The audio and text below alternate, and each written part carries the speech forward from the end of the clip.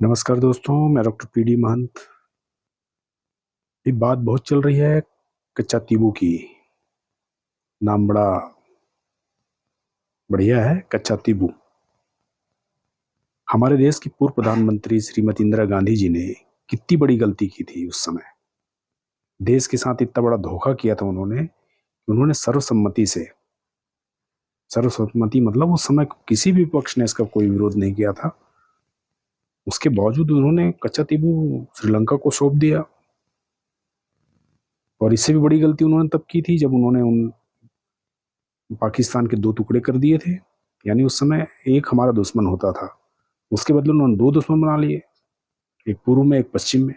बताइए, इसके ठीक उलट हमारे जो वर्तमान प्रधानमंत्री हैं, जिनका डंका पूरे विश्व में बज रहा है, लोग उनको विश्व गुरु मानते हैं, वो जब मुख्यमंत्री थे गुजरात के तो उन्होंने कई मरतबा चीन की यात्राएं की।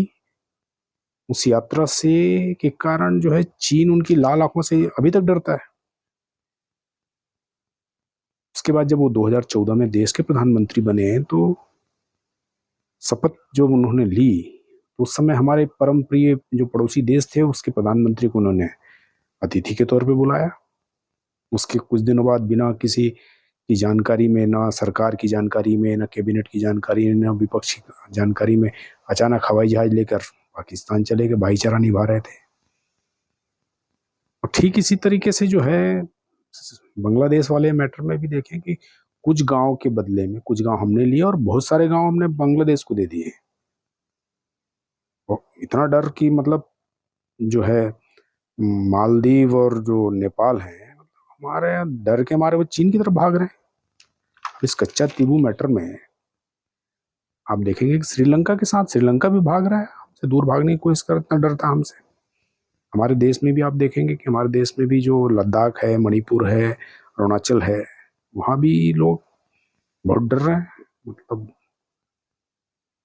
अब आप ही बताइए, कहाँ एक कच्चा तीबू, एक वीरान, जहाँ कोई आबादी नहीं रहती, जिसका क्षेत्रफल बहुत ज्यादा नहीं है, उसको इंदिरा जी ने मतलब बिना किसी के विरोध के बावजूद भी दे दिया।